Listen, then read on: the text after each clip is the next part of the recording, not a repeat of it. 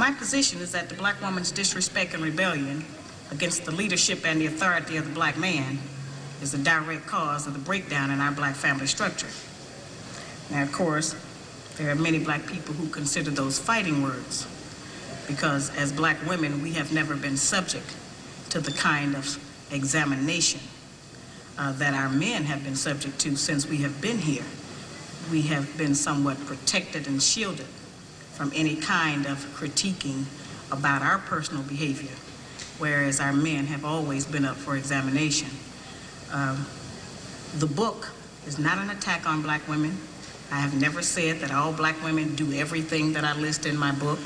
None of us have lived long enough to do everything that I list in the book, but most of us do some of the things that I've listed in my book. And I do say that it is not because of generalizations that we are all victimized by some of the negative patterns of behavior in the book, but the book just represents our collective contribution. This is some of everything that we have done, or that we do daily, that contributes to the breakup of our relationship, the destruction of our man, and the failure of our children to be able to function. They did not tell us that all of that, being my own person and I'm independent, would lead to separation, loneliness, celibacy, and lesbianism.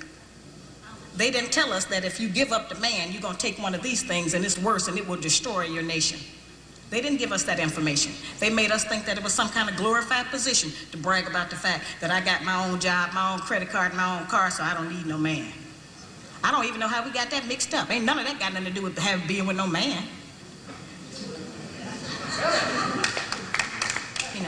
We have some serious relationship problems that nobody has been able to address us on because everybody wants to pretend that this is not going on. Over 60% of our women are single, widowed, separated, or divorced. They don't have a man. I just came out of Florida and they got a housing complex that the Urban League built, which is a black organization that is for women and children only. They say they don't allow any men in there. I didn't have time to deal with it, but I talked about them real bad. That's the silliest program I've ever heard of. You know them women that had men if they got a bunch of children. They need fathers. They need protection. We hear about the drug problem that we have in our projects across the country. It's one of the major places that we have a drug problem. We talk about the great strength that we have as black women. Well, the welfare department don't rent government apartments to single black men. Those apartments belong to black women who are allowing this to go on in their home. We have not looked at what part of the responsibility do we share. Yes, black men sell a lot of drugs, and a lot of us black women get the money from them drugs and buy some of these fancy clothes we wear. Drive around in some of these fancy cars. He is not doing these things alone and without support from us, whether they are good or bad. See, we have a lot of power. We are very strong women. I'm saying that we're using our strength in the wrong direction. We're using it to tear our man down, tear our nation down, instead of building it up. Having an education and a job does not necessarily mean you have a successful life.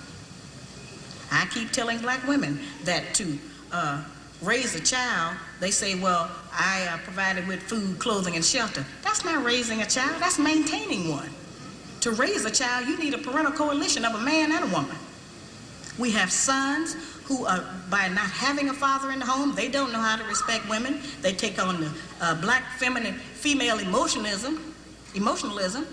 They become bitchy, they're doubtful, they're indecisive, they can't make a decision. They don't know what to do about being a man because we can't teach them that. We don't have that knowledge. We have daughters who grow up in a home where they don't see any affection, where there's no man there. They go out into the world and try to mate. They don't have no idea how to be no woman to no man, how to function in a house with a man, because they haven't seen it. Most of our children, just like us, get all the information we have about how you be with a mate off television.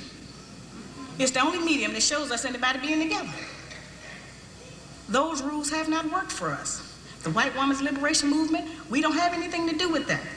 We have not been under the control of the black man for over 500 years, so what do we have to get liberated from them from? They haven't been our boss. That's the white woman and her man. They're going through that, and that's their business. We don't have any business being in that. They only introduced it to break down the civil rights movement. Civil rights movement started with the black man, the black woman, and the black child standing together, trying to plead for freedom, justice, and equality, and more benefits in the country that they had built. They threw the white woman in there with the women's liberation movement and made it a woman against man thing. That created a big separation between black men and black women, because then everybody started going for self. Then they bring the welfare system in and tell us in order to feed and clothe and house our children, we have to give up our man. You have to put the man out of the house. When the white farm wife goes to the government for subsidy for the farm, they don't tell her to get rid of the farmer, they keep that family together. But in the black community, they make it a requirement, because they want to keep endorsing into the black community that the black man is no good, and that he is not deserving of respect, he is not deserving of us letting him give us any protection or instruction, and that we are better than them. The major responsibility that the black woman has had on the earth for the trillions of years that we have been here has been one of nutrition and birthing children. Those two things have a great deal to do with the survival of any people, the reproduction of the nation, and feeding them the proper food so that they can live. Those are very important jobs. Those are very powerful positions, because it puts us in a position to decide who's going to live or die, and how slow they're going to die, by what we feed them. We have a very powerful position. That's not a small role that we play. We have just been taught to misrepresent and misuse that power. The people who we have been counting on to give us the truth about how to get along have failed. The white people don't know how to get along. They don't have that information themselves. They don't get along with nobody on earth. So they didn't have no information to impart to us about how we're supposed to get along.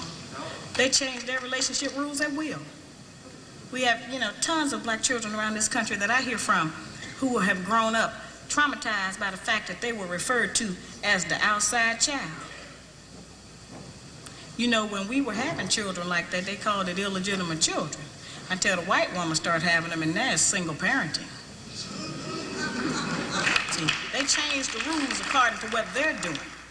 So I've called on our people to change them depending on what we want to do, what our needs are. There's another need that has not been addressed in our community, because nobody will deal with it, and that's one that God did not create three sexes. We only have men and women. Now, I have not said that we should reject the sisters who try and act like men and the men who try and act like women. I'm not saying to reject them from among us, but they need to be taught. We don't have to accept that as some kind of normalcy, because that's not normal. But because now the white people are practicing that, when we were doing it, we were punks and faggots. Now that they're doing it, now it's an alternative lifestyle.